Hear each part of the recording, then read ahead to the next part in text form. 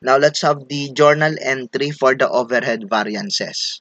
So the first journal entry ay yung debit natin sa actual manufacturing overhead, no? So this is the incurrence of the actual overhead. So debit actual manufacturing overhead at 4,320 and credit sa various accounts na 4,320.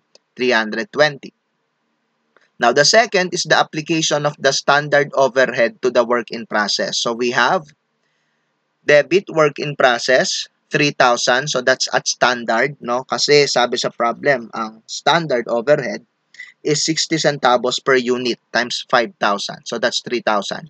And corresponding credit to applied manufacturing overhead, 3,000. Now, the next entry, we will close the actual and the applied manufacturing overhead.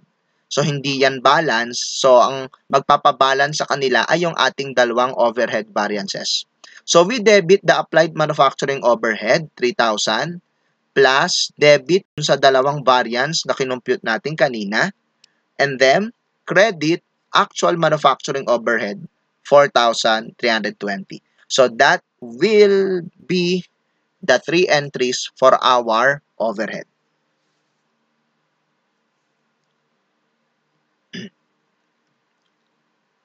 Now, let's summarize the problem. We can note that the only difference between the budget and actual amounts is in the variable cost of goods sold. No? So, pag tiningnan mo yung budgeted tsaka actual amounts, magkakapareho lahat ng amount maliban dun sa variable cost of goods sold. So, according to the problem, ito yung dalawang amount na yan. So, the actual is 96,390 and the budgeted is 80,000. So, merong difference na 16,390. This is also the amount of variance in the net income.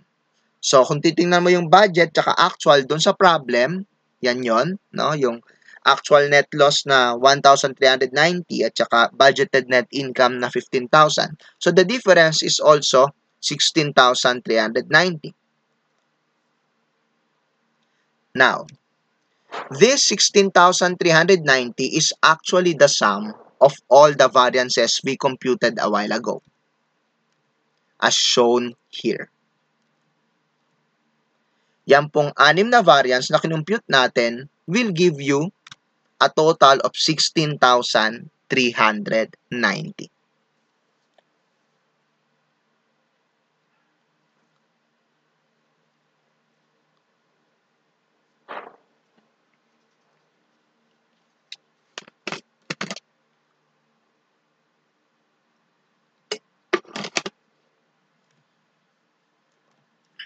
So, we are asked to take note of two significant variances and give possible explanations to them.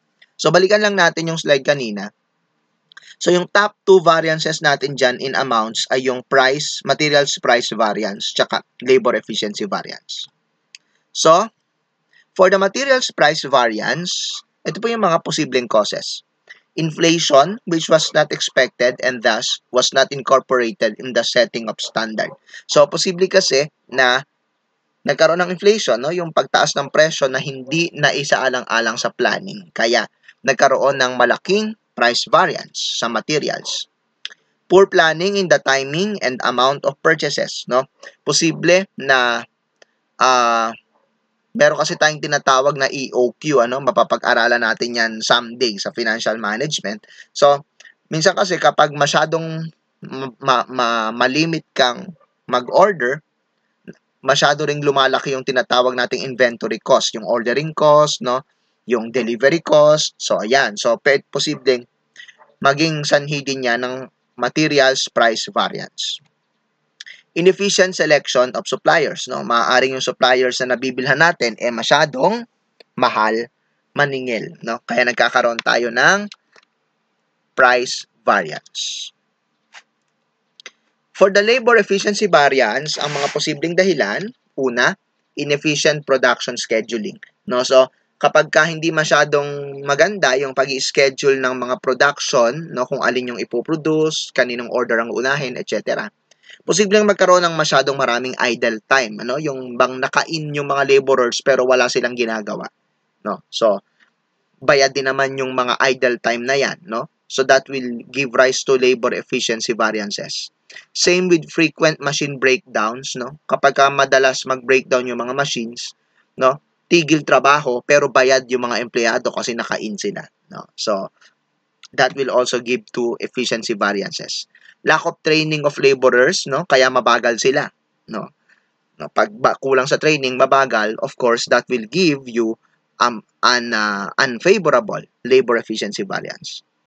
Efficient monitoring of the production laborers by the production supervisor. So, posible na yung supervisor natin tamad din, no? Hindi na siya mo-monitor, so kaya pala yung iba nating empleyado, iba nating laborer ay patunga-tunga nga, pa-text-text, pa-chismis-chismis, no? Habang nasa trabaho, bayad sila.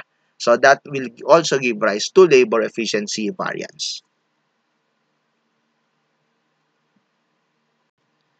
So that will be the end of my discussion. I do hope that my discussion helped you in understanding the lesson, and I'm leaving you this quote from Craig Groeschel. Thank you for your attention.